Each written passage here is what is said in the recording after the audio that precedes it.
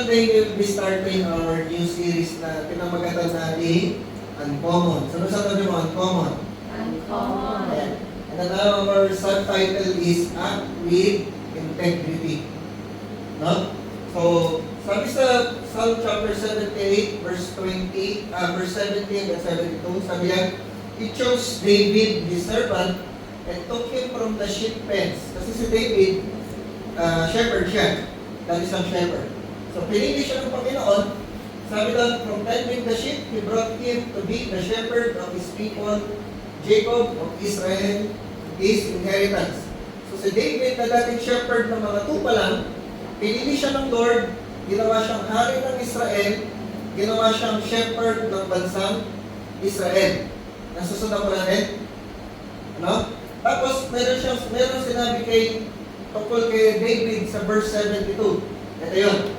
And David shepherded them, yung bansang Israel, with, basahin natin na malakas, Integrity of heart. tapos with skillful hands, he led them. Ano? So, nung nag-shepherd si David sa bansang Israel, nung siya ay naging hari ng bansang Israel, pinangunahan niya yung Israel, una, integrity of heart.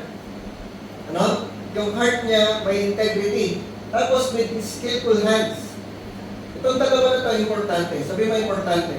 Importante. No? Kailangan meron kang skill, meron kang husay, meron kang galing. Naintindihan natin? So para tayo maging mahusay na leader, para tayo maging mahusay na manager, para tayo maging mahusay dun sa life natin, saan man tayo gumagalaw, kung teacher, maging mahusay tayong teacher, maging mahusay tayo na employee, na nagbibigay ng service sa mga clients, maging mahusay tayo ng magulang, kailangan may skill. Ano? Siyempre, pag magpapamilya ka, di ka pwedeng hindi, kailangan marunong kang maglaba, marunong kang magluto, marunong ka na maglinis ng bahay. Tama ba? Ano? So, kailangan may skill. Kailangan sa work natin, kailangan marunong tayo mag-communicate, marunong kang mag-English. No? Kahit sa math, di ba? Kailangan marunong tayo, kaya mong i-communicate yung mga principles ng math, yung mga laws ng math, numbers, sa mga estudyante, na maintindihan ng mga estudyante. So, kailangan ng skills. Pero, hindi skills lang. Sabi sa naman, hindi skills lang. Hindi skills lang. No? Ang Bible, tinuturo ng Bible, ano? Tayo magiging successful pag skills lang.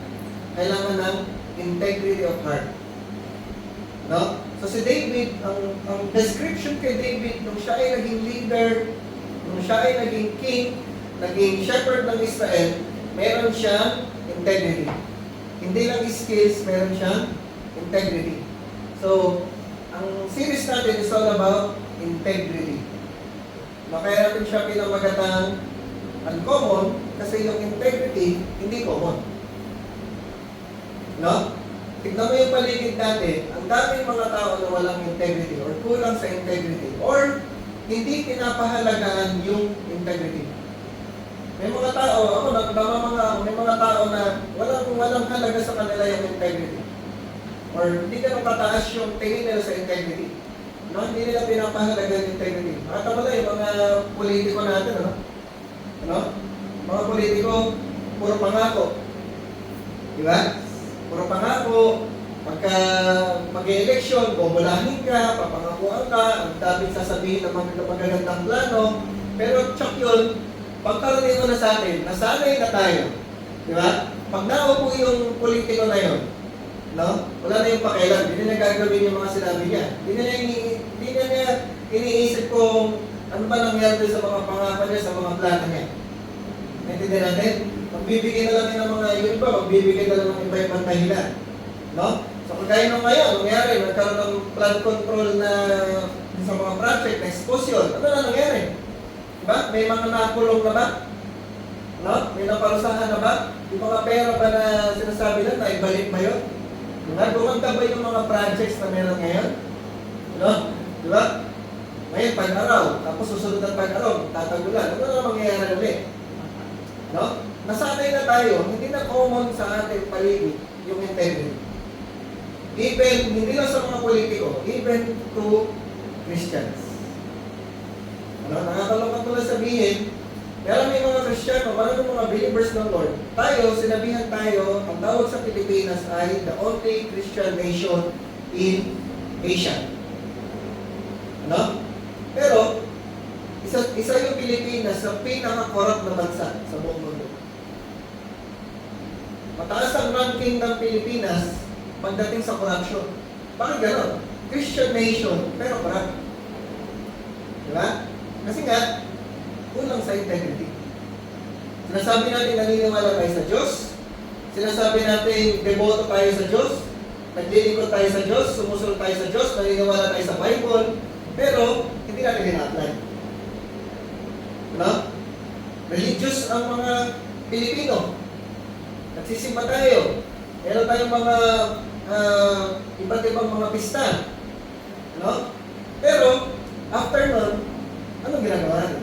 Pinapamuhay ba natin ang tinuturo ng Word of God? Pinapamuhay ba natin yung mga principles ng Lord?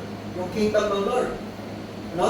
Marami tayo mga ginagawa, religious lang, sa isip lang, sa salita lang, pero wala sa gawa. Kaya po yung integrity is very, very uncommon. So, tayo po sa Royal Gen, kaya natin ito pag-aaralan. Kasi, hindi dahil we want to be better, but we want to be different. Sabi sa tabi mo, be different. Be different. No? Gusto natin maging iba tayo doon sa pangkaraniwan. Kung gusto natin, tayo yung maging uncommon. Na bawat isa sa atin, wala pa man tayo dun sa level na kagaya ni David, pero yun ang ginagol natin, yun ang pinapurso natin. Gusto natin tumaas na tumaas yung level ng integrity natin. Ano? Sa bawat career ng life na tayo, pinapamuhin natin yung integrity natin. Pag mayroon tayo sinabi, gagawin natin. Di ba kaya? Pag may pinakako tayo, gagawin natin.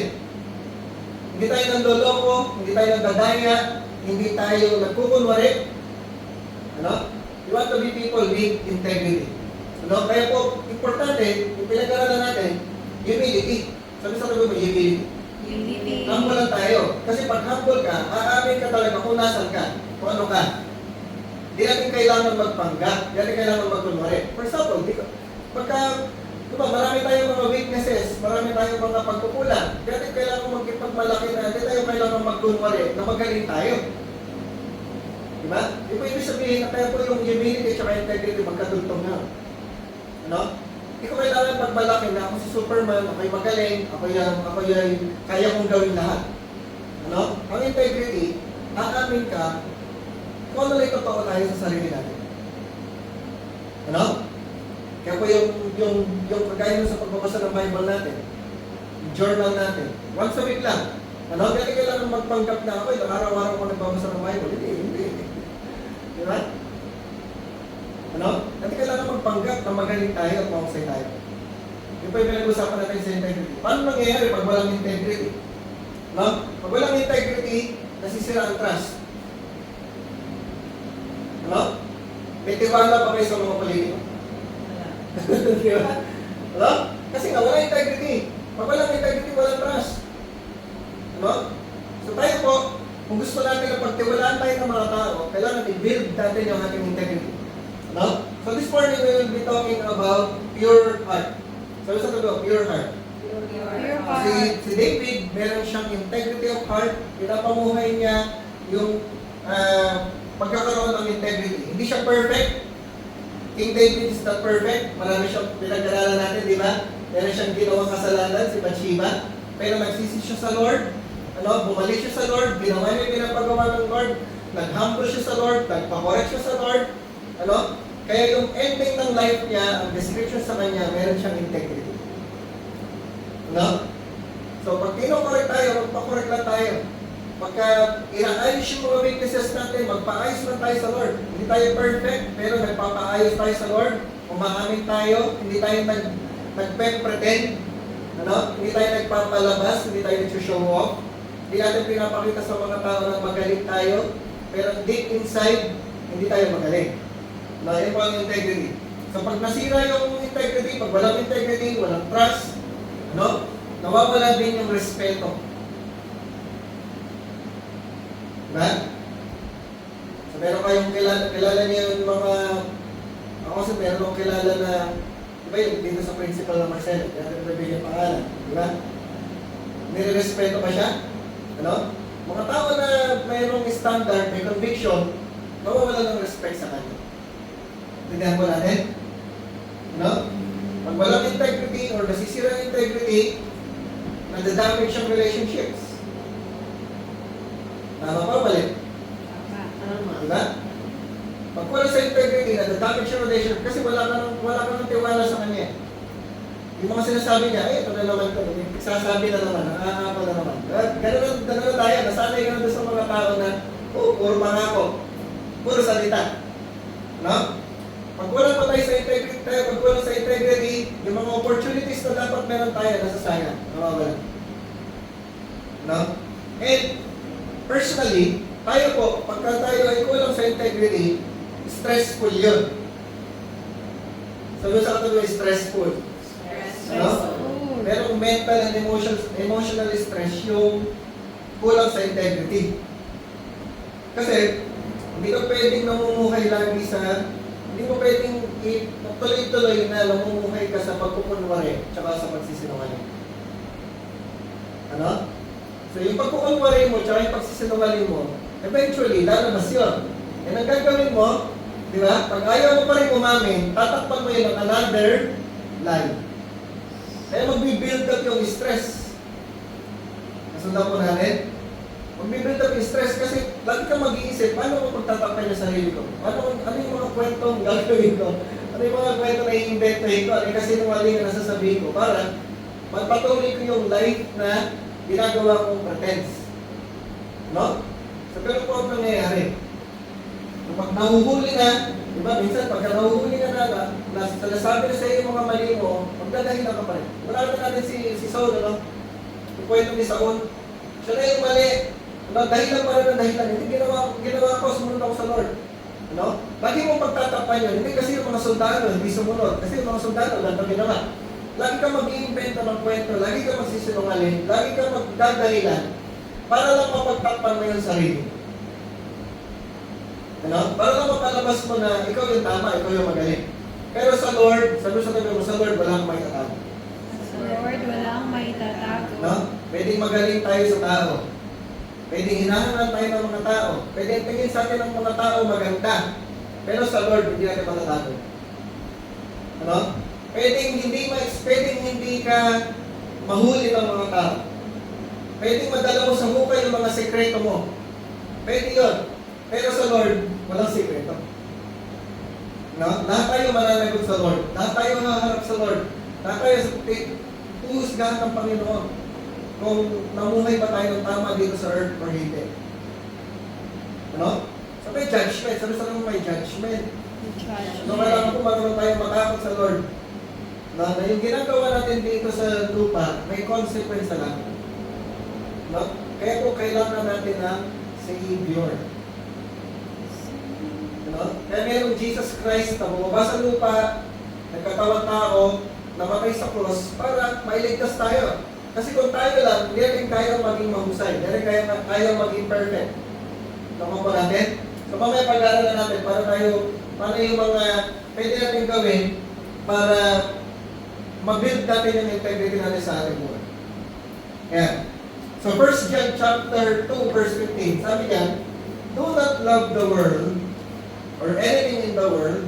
If anyone loves the world, love for the Father is not in them. No? Sabi, huwag daw natin mahalin ang world. No, paano yun? Paano yun? Hindi mo mamahalin yung world? Nasa world tayo. Di ba? Paano gagawin yung pag daw minamahal natin yung world, wala tayong love kay God. Wala tayong love sa Father. Ano? Paano yung gagawin yun? Explain natin mamaya. No? Sabi sa sumunod na verse, for everything in the world, the lust of the flesh, the lust of the eyes, and the pride of life comes not from the Father, but from the world. Ano? Bakit daw natin hindi mamahalin yung world? Kasi yung nasa world, everything in the world, ito yung pinanggagalingan. Lust of the flesh, lust of the eyes, and the pride of life. So tatlo yan.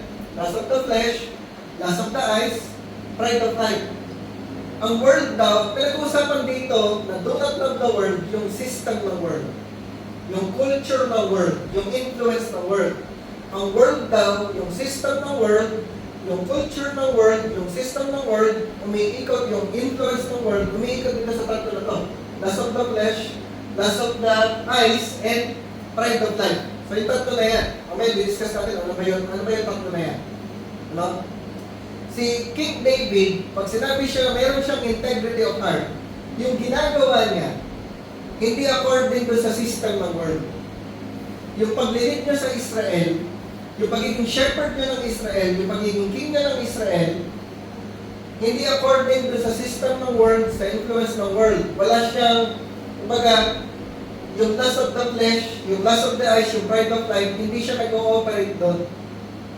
Ano? Although, hindi siya perfect, nagkasala siya, pero nagpabago siya sa Lord. Nagpalinis siya sa Lord. Sundan po natin. So ito titignan natin, para kung tayo magkaroon ng pure heart, para kung magkaroon ng pure heart, iwasan mo itong tatlo na ito. Iwasan mo yung lust of the flesh, iwasan mo yung lust of the eyes, iwasan mo yung pride of life. Ano? Itong, yung pag ito yung na-overcome natin, pag ito yung iniiwasan natin, pagka mabibuild natin yung integrity natin sa ating buhay, magkakaroon tayo, makakakumuhay tayo na meron tayong pure heart. So si Lord, hindi lang tinitignan yung ginagawa natin sa harap ng mga tao. Kaya po kaya? Kasi si Lord, nakikita kung ano nasa loob natin. Hello? Yung taong, kumbaga, pwede pare-pareho lang nakikita natin sa mga tao. Pwede mo tignan yung dalawang tao na parehong maganda ginagawa. Pero, kahit pareho silang maganda ginagawa, hindi mo alam, yung isa doon, yung heart niya, hindi pure. Yung isa, yung heart pure. Nasundan po natin? Ano? So, pwedeng sa harap ng mga tao, yung public life natin, yung nakikita ng mga tao sa atin, okay, mabait tayo. Gumagawa tayo ng magaganda. Nasundan po natin? Pero deep inside, merong lust. Deep inside, merong pride. Pwedeng mangyari yun. Na kaya ka gumagawa ng maganda kasi merong lust, kasi merong pride.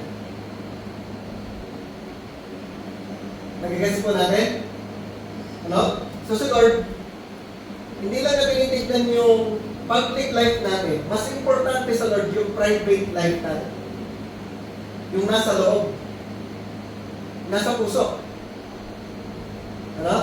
Ano yung motivation natin pag may ginagawa tayong maganda? Ano? Of course, ayaw ng Lord gumawa tayo ng masama. Pero pag gumawa tayo ng maganda, bakit mo siya ginagawa yung maganda na yun? Ano? Importante din sa Panginoon yun. Ano?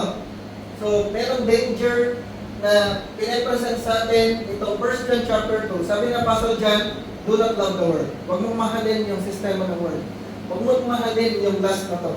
Huwag mong mahalin itong pride na to. Ano? Iwasan natin to. Kasi kailangan mag-grow sa atin yung love natin sa Lord. Yung love natin sa presence ng Panginoon. Ano? So una, pleasure. The lust of the flesh. Yan ang isa sa mga sumisira ng puso natin, isa sa mga nagko-contaminate ng heart natin, nagdadala ng impurities sa ating heart. Pleasure. Ano? Yung pleasure, hindi masama. Yan po kaya? Ang pleasure, hindi masama. Yung mag-enjoy ka sa ginagawa mo, hindi siya masama. Yung ma-enjoy mo yung kinakain mo, hindi rin masama. Hello? Na? Masarap kumain. Tama ba rin? Di ba? Enjoy natin yung kinakain natin. Baga, gusto ng Lord, na-enjoy natin yung kinakain natin. Yung ginagawa natin, na-enjoy natin. Yung life natin sa earth, na-enjoy natin. Yung relationships na mayroon tayo, gusto ng Lord, na-enjoy natin yun. Kaya lang, nagiging masama siya, pag ang naging goal mo na lang sa life, laging mag-enjoy. Yan po kaya? Ang ginagol na lang natin sa buhay, pleasure. Ang ginagol na lang natin sa araw-araw, nag-enjoy tayo. Eh paano kung hindi ka na nag-enjoy? Diba? Magsaserve ka pa ba sa Lord? Mag-worship ka pa sa Lord? Susunod ka pa ba sa Lord pagka wala tayong pleasure? Pag hindi ka na nag-enjoy? Sundan po natin. Ano? Doon nagiging problema yun. Doon siya nagiging masama. Hindi na ako mag-church kasi hindi naman masaya doon, boring doon. Diba? Hindi na ako magbabasa ng Bible kasi pag magbasa ko ng Bible, naantong ako. Diba? No? Pag nag-pray ako, natidiretso ako ng tulog. Ano? Ano pag hindi mo na siya na-enjoy, di mo na gagawin? Ano? So, doon yun yung nagiging problema. Pagka ang world, umiikot ang world sa kung ano yung magbibigay sa kanila ng enjoyment. Na, tignan mo yung social media, tignan mo yung mga commercial, tignan mo yung mga lahat ng mga nasa YouTube. Lahat yan, trigger sa atin na mag-enjoy tayo. Ano? Pumunta ka sa magpasyal ka dito, punta ka sa gantong restaurant, bilhin mo to yung mga gantong bagay, ano? Kasi ito yung magpapa-enjoy sa'yo. Nasundan natin? Ano? So yung pleasure hindi masama, pero pagka naging goal mo na yung pleasure, na yun na yung naging main goal mo sa life na mag-enjoy, doon siya naging masama. Nakakalimutan mo na si Lord, kakalimutan mo na yung purpose ng Lord, basta nag-enjoy ka lang. Ano? So doon po nagsisimula yung mga maliliit na kasalanan. At yung maliliit na kasalanan, palaki ng palaki. Ano? So doon nahulog si David. May nakita magandang babae, naliligo. Ano? Hindi na iisip, kanino masama yun? May pamilya ba yun? Hindi na naisip yun. Ano? Hindi na naisip, nakikipagdigmaan yung mga sundalo ko. Hindi na naisip, okay ba ito sa Lord? Ito ba yung pinapagawa sa akin ng Lord? Ano? Hindi na naisip yun kasi importante sa kanya, mag-i-enjoy ako dito. Ito yung magbibigay sa akin ng saya. Ano? Kahit panagdalian lang, pero nagkasala siya sa Panginoon. No? So, integrity po ay, ang tunay na integrity, yung pagkakaroon ng pure heart, na yung ginagawa natin, it's not because of pleasure. It's not because of enjoyment lang. Ano? Kaya natin ginagawa yung mga bagay because we want to obey the Lord. We want to serve the Lord. We want to glorify God. Ano? Pero yung pagsuserve sa Lord, enjoying din yun. Ano? Kailangan na makita natin, mailagay natin yung enjoyment, yung pleasure natin sa mga tamang lugar. Sabi sa mga tamang lugar. Ano? Kasi sabi ni David sa Psalm 63:1, sabi niya, You God are my God.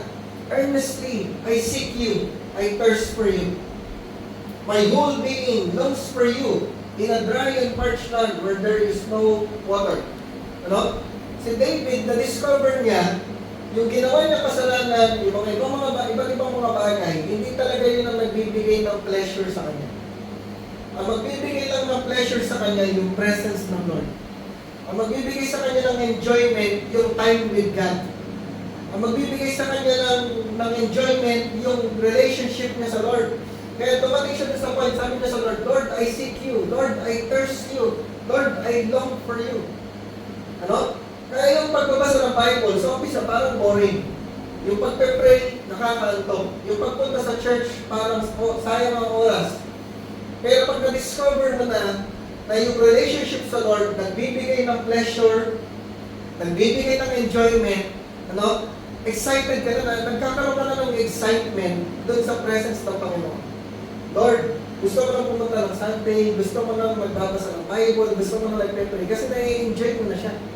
Ano? Kailangan na i-divert natin na imbis na nag-enjoy tayo sa gadget, sa cellphone, sa time natin doon sa mga pansarili natin, i-divert mo na siya doon sa mga time na nagbabasa ka ng Bible, nagpe-pray ka, nakikinig ka ng Word of God, nag-aaral ka ng Word of God, pumupunta sa church. No? Yung ginagawa natin yung pinapagawa ng Lord. Magagawa po natin na i-enjoy natin siya. Nag-share ka ng Word of God sa ibang tao. Nag-i-invite ka ng mga tao sa Lord, sa church, sa gawain sa church, sa cell group. Ano? May enjoy mo na siya. Nag-divert natin yung pleasure natin sa world sa pleasure natin sa Lord. Sundan po natin. No? So, si David, sabi niya sa Lord, Lord, I seek you. Lord, I thirst for you. Yung, alam niyo yung pakiramdam na nauuhaw siya, na makakaspas, di ba pag nauuhaw, yung masarap uminom ng tubig, pag uhaw na uhaw ka. Nalala ko malamig. Ano kung mahilig ka pa sa soft drink, nakain ka pa ng soft drinks, no? Kaya kung mahilig ka sa milk tea or mahilig ka sa iced coffee, no? Parang kailangan kaya ako makakainom ulit ng iced coffee. Di ba? Kailangan kaya ako ulit makakainom ng milk tea. Tapos pag nainom mo na siya, nasasatisfy ka talaga. Ano? Si David, sinasabi niya sa Lord, Lord, ikaw lang yung makakasatisfy ng uhaw ng kaluluwa ko. No, yung hinahanap ng soul natin, si Lord lang yung makakapag-satisfy. Dumating siya sa ganong point. No? A pure heart says, Lord, my desires belong to you.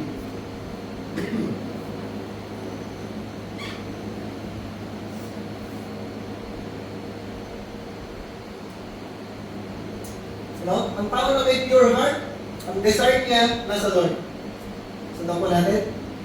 Kaya po, ang description kay David, he shepherded them with integrity of heart.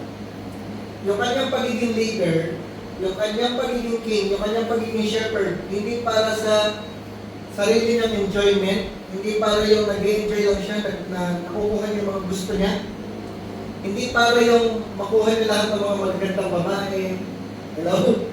Ano? Hindi para makuha niya yung lahat ng mga magagandang kayamanan, hindi para makuha niya yung kasikatan. Nag-shepherd siya, nag-lead siya sa Israel kasi sumusunod siya sa Lord. Kasi ginagawa niya yung pinapagawa ng Lord. Kasi mas doon sa pagsunod niya sa Panginoon, sa relationship niya sa Lord, mas na-express niya yung presence ng Panginoon. No? Pagkaroon mo ng pure heart, sinasabi mo sa Lord, Lord, yung desires ko nasa iyo.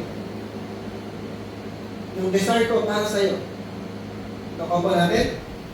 No? Pangalawa, the lust of the eyes, possessions.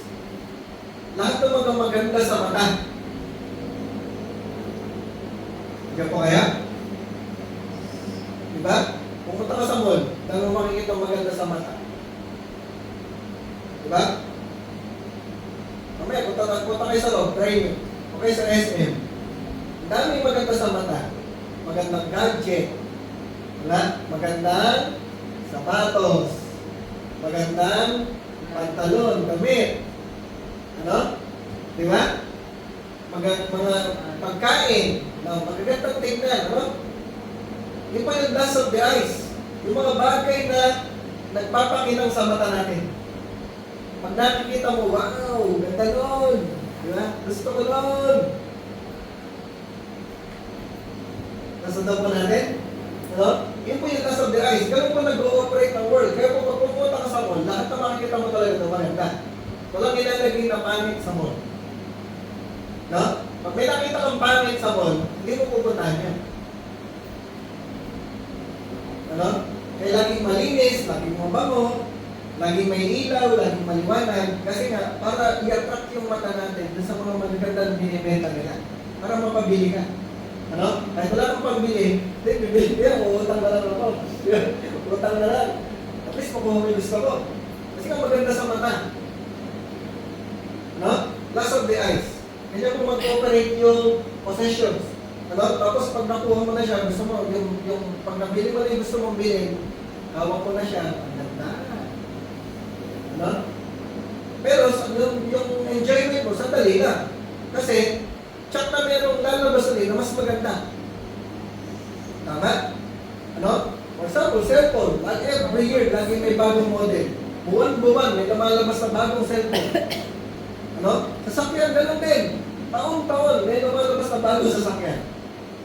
Yung disenyo ng bahay. Alam mo yung disenyo ng bahay? Pag nagpagawa ka ng bahay ngayon, 5 years from now, 10 years from now, pangit na siyang tignan. No? Kasi naiiba yung design eh. Lumalabas yung mga magagandang design. Every 5-10 years, may mga bagong design na nauuso. Yung bahay na binili mo na pinagawa mo, ganda-ganda ka ng umpisa. Ano, pagdating ng after 10 years, pangit na siya. Kasi hindi na siya uso. Tama? Ano? So, lahat po yan kasi nga, ganyan lang mag-operate ang world. Lust of the eyes. Ano? Hindi masama yung possessions. Tama mali? Hindi masama magka-gadget. Hindi masama magkaroon ng magandang damit. Hindi masama magkaroon ng magandang sapatos. Hindi masama magkaroon ng magandang sasakyan. Hindi po yan masama. Kaya lang, nagiging masama, pag inuuna mo na siya, ginugol mo na siya, kaysa sa Lord. Pag inuuna mo na yung mga magagandang bagay kaysa sa pinapagawa ng Lord. Pag inuuna mo na yung mga magagandang bagay kaysa sa principles ng Lord, doon siya nagiging masama. Ano?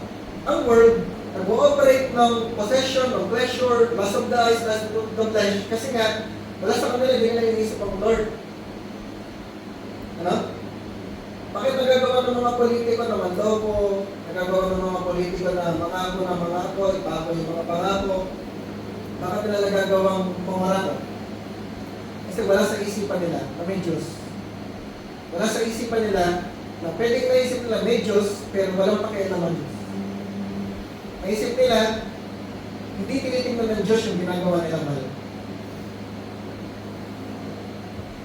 Tingnan po natin. Kaya po tayo, hindi natin gusto maging better. We want to be different. Na iniisip natin, ano ba gusto ng Lord? Ano pinapagawa ng Lord? Ano principle ng Lord? Ano kung makakapag-obey sa Lord? Ano kung magagawa yung pinapagawa ng Lord sa life ko? Naniniwala po tayo, basta sumunod tayo sa Lord. Lahat ng mga magagandang bagay, hindi ipagkakait sa atin ng Panginoon. Sabi sa atin mo, anak ka ng Diyos. Ano? Pag anak ka ng Diyos, lahat ng gusto mo, lahat ng kailangan mo, ibibigay sa iyo ng Lord at the proper time. Basta ang focus lang natin, ang focus ng heart natin, makasunod sa Lord. Magawa yung pinapagawa ng Lord. Ano? Hindi tayo nagsaserve sa Lord. Hindi tayo sumusunod sa Lord para sa pera, para sa mga things. Sumusunod tayo sa Lord kasi gusto natin sumunod sa Lord. Ano? Pag sumusunod ka sa Lord, pag pure ang heart natin, yung mga things na tinatanggi mo, yung mga things na ayaw mo, ibibigay sa iyo ng Lord. Nasunod ba natin yun? Ano? Yung mga bagay na hindi mo hinahanap, ibibigay sa iyo ng Lord. Ano? Sabi ni David, ano? Kaya siya mayroong integrity of heart. Ano sabi ni David? One thing I ask from the Lord, this only do I seek, that I may dwell in the house of the Lord all the days of my life, to gaze on the beauty of the Lord and to seek Him in His temple. No? Ang desire niya. Marami ba siyang desire? Isa lang. No? Isa lang ang prayer niya, isa lang ang hinahanap niya. One thing I ask. One thing I seek. No? Pag-dwell sa presence ng Lord all the days of His life. At hindi lang siya pag-dwell sa presence ng Lord, makita niya yung kagandahan ng Lord. No? Maging ganito po yung prayer natin na makita natin yung kagandahan ng Lord, na mas maganda yung beauty ng Lord kaysa sa magandang sasakyan, kaysa sa magandang sapatos, kaysa sa magandang damit, kaysa sa magandang gadget, kaysa sa magandang makeup, kaysa sa magandang asawa. No? Makita natin yung kagandahan ng Lord. Yun yung desire ni David. Hindi lang siya mag-dwell sa presence ng Lord all the days of his life. Kaya siya gusto sa presence ng Lord, gusto niya makita yung kagandahan ng Lord. Gusto niya makita yung kabutihan ng Lord, yung kahusayan ng Lord, yung kagalingan ng Lord. Sundan po natin. So, kaya sinasabi natin, hindi perfect si David. Hindi naman talaga everyday hinahanap na sa Lord.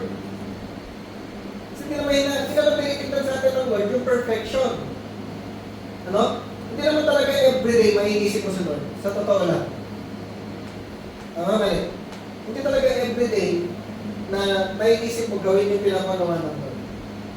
Pero, every time na ma-realize mo na nagkulang ka, bumabalik ka palagi sa Lord. Lord, gusto ko talaga gawin mo po sa akin na everyday hinahanap ko. Ano? Yung i-desire natin, si Lord palagi. Hindi naman natin magawa perfectly, pero yung desire nandun. Sundan mo natin. Yun po yung pagkakaroon ng pure heart. Minsan nasisingitan tayo ng mga ibang desires. Okay lang, isurrender mo sa Lord. Lord, patawarin niyo po ako na napatingin na naman ako sa magandang gadget, napatingin na naman ako sa magandang damit. Napabili na naman ako. Sorry po, Lord. Ano? Baguhin niyo po yung desire ko. Gusto ko maging desire, yung presence mo lang, yung word mo lang. Makasunod ako sa iyo, Lord. No? Pero po yung pagkakaroon ng pure heart. Every time you see yung mistake mo, balik ka lang sa Lord. Sabi mo, balik lang tayo sa Lord. No? Ito yung pwede natin gawin. Every time na magdapa ka, bangon lang ulit. Tuloy mo lang ulit yung lakad mo. No? Hindi tinitignan ng Lord yung perfection. Tinitignan ng sa atin ng Lord, every time na magdapa ka, tumayo ka, bumangon ka, bumalik sa Lord. Sabi ko sa tabi mo, balik lang tayo sa Lord. No? A pure heart remains focused. Sabi ng pure heart, God, I want you more than anything you can give.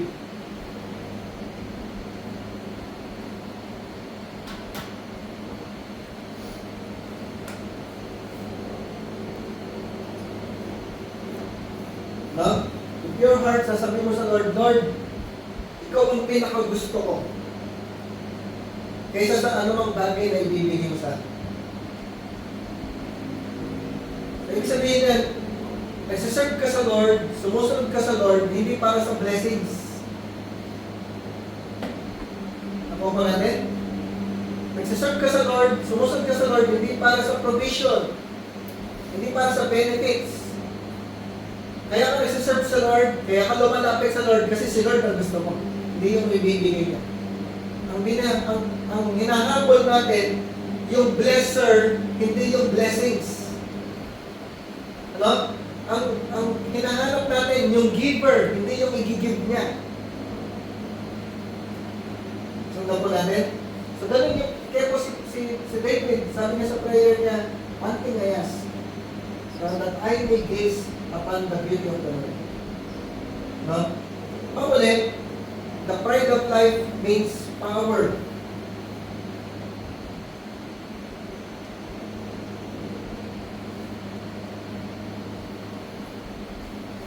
No? Power, position, authority, yung ginagalang ka ng mga tao, pinapakinggan ka ng mga tao, sinusunod ka ng mga tao. Yung pa ibig sabihin, ano? Mga tao, mga pride, di ba? Sila laging tama, sila dapat masusunod, sila lagi ang pakikinggan. Oo, mali. Ano? Lahat tayo gusto nun. Sino ba tao dito? Sino sa atin dito yung ayaw mong pinapakinggan ka? Sino sa atin dito yung ayaw natin sinasabi tayo tama tayo?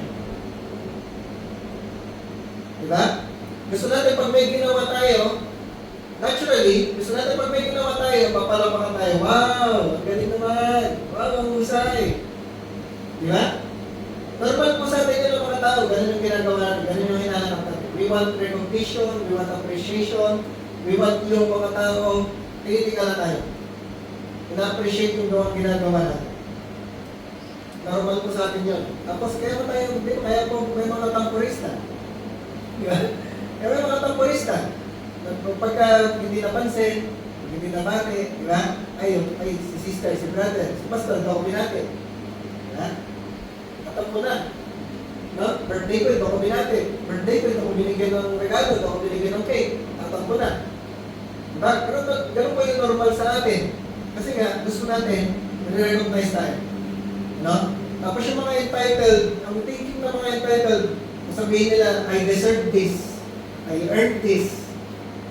Ano? So, kung ano man yung ibibigay mo sa akin, deserve ko yun. Hindi ko kailangan mag-thank you, hindi ko kailangan magpasalamat sa'yo. Sundan po natin. No? Pero ang sabi ni David, ang pinag-aralan natin yung last series yung humility. Hindi na tayo masyadong pag-usapan. Pero sabi ni David, my heart is not proud, Lord. My eyes are not haughty. I do not concern myself with great matters or things too wonderful for me. No?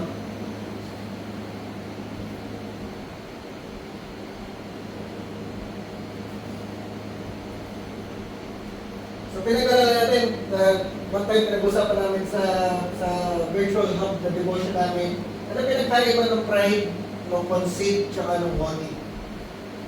Ano? Pride, conceit, tsaka haughty. Parang pare-pareho lang yan. Parang isa lang yung ibig sabihin.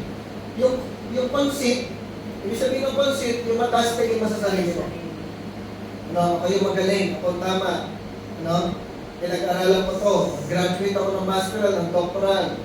Nagtapos ako ng mga ganito, ganyan. Umatend ako ng ganito mga training, nag-aral ako sa ibang bansa, nakatapos ako ng ganitong school. Yun yung concept. Ang taas ng tingin mo sa sarili mo.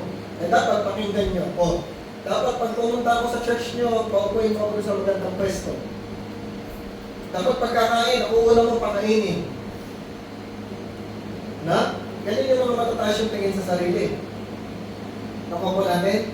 Dapat sabi mo bigay yung pinakamagandang parte ng magkain. Yan. Pride in yung concept. Yung haughty, ibig sabihin ng haughty, mababa ang tingin sa ibang tao. No? So, yun naman yung so, para magkapareho, pero magkaiba. Yung isa, sobrang taas ng tingin sa sarili. Yung haughty naman, sobrang baba ng tingin sa iba. No? So, dahil tayo magka-level, huwag mo ko kausapin. Ganun. Kung tayo magka-level, huwag mo ko tatabihan. So, dapat mababantayin mo sa ibang tao, katsak ka lang. Yung kinakain mo, iba sa kakainin ko. Dapat magkaiba tayo. Kasi mas mataas ako sa iyo, ikaw mas mababa ka sa akin. No? Sundan po natin, yung concept, mataas ang tingin sa sarili, haughty, mababa ang tingin sa iba. Yung pride, yun yung feeling. Yun yung satisfaction na nakukuha mo pag tinataas mo yung sarili mo at binababa mo yung ibang tao. Ano? I'm so proud. No? Yung satisfaction, yung feeling na nararamdaman mo, pagka tinataas mo yung sarili mo, that is pride. Yung feeling na nararamdaman mo, pag binababa mo yung ibang tao, that is pride. Nakuha natin? Sabi ni David, no? My heart is not proud. My eyes are not haughty. No? Hindi ka tinitignan ng yung ibang tao ng mababang tingin. Hindi siya nagmamataas, hindi siya nagmamagaling, hindi siya nagmamayama. No? Sinasabi ni David, kaya ako nandito, kaya ako naging hari kasi pinili ako ng Lord, hindi ako deserving. No? Ganun yung attitude niya, ganun yung mindset niya. Kaya meron siyang integrity of heart. Hindi niya pinagmamalaki na, kaya ako nandyan kasi magaling ako. Kaya ako deserving yan kasi hinusayan ko, kasi matalino ako. Hindi siya ganun mag-isip. Sundan po natin. No? A pure heart says, Lord, keep me small in my own eyes so that you can be great through me. No? Tao may pure heart. Sinasabi mo sa sarili mo, sinasabi mo sa Lord, Lord, gawin mo lang kung maliit yung tingin ko sa sarili ko para makita kong malaki, ikaw. No? Sinong malaki sa buhay natin? Si Lord. Sinong magaling sa life natin? Si Lord. Sinong makapangyarihan sa life natin? Si Lord. Sinong matalino sa life natin? Si Lord.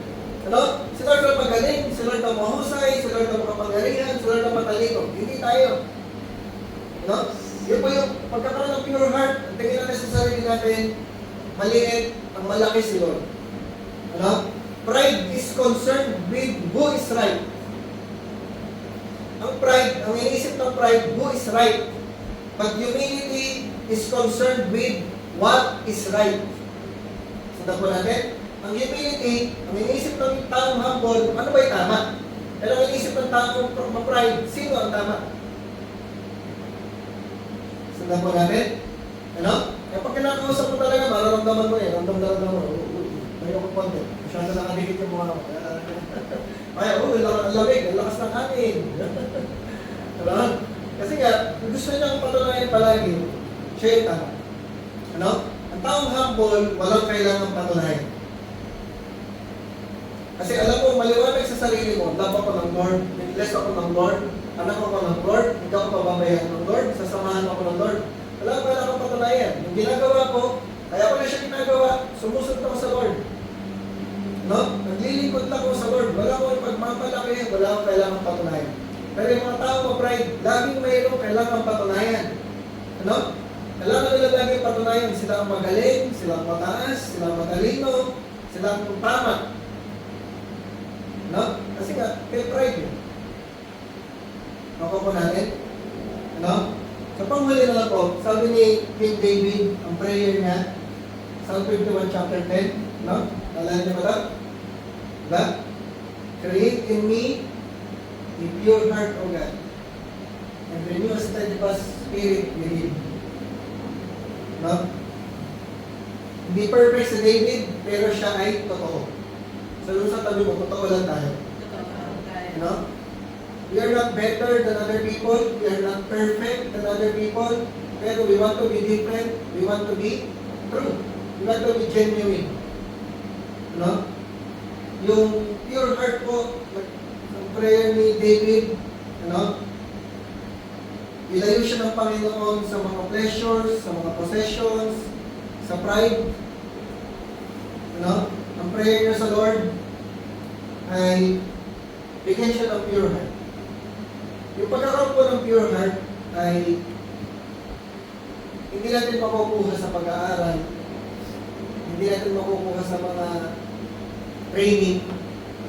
Yung pagkakaroon po ng pure heart, makukuha natin din sa submission natin sa Lord. Yung sinasabi natin sa Lord, Lord, hindi ko kayang baguhin yung sarili ko, baguhin mo. No? Yung sigad lang, yung alam natin, sigad lang yung pwedeng magbago sa atin. Sigad lang yung pwedeng mag-purify ng heart natin. Sigad lang yung pwedeng mag-alis ng lahat ng mga impurities na meron tayo sa puso natin. Ano? Hindi tayo perfect. Tsak yun, meron tayo mga kaunti-unti na lust of the eyes, lust of the flesh, pride of life. Ano? Minsan may mga araw na lalabas, gusto ko mawala sa puso natin yung kayabangan, yung pagmamataas, yung pagmamagaling. Ano? Gusto natin patunayan tayo yung tama, gusto natin patunayan na okay tayo, gusto natin pakita sa mga tao na maganda yung ginagawa natin. Ano? Minsan gusto tumabas nun. Pero sabihin mo lang lagi sa Lord, prayer mo lang lagi sa Lord every day. Lord, create in me a pure heart. Give me a pure heart. Magkaya today. No? Sige po, tayo po tayo.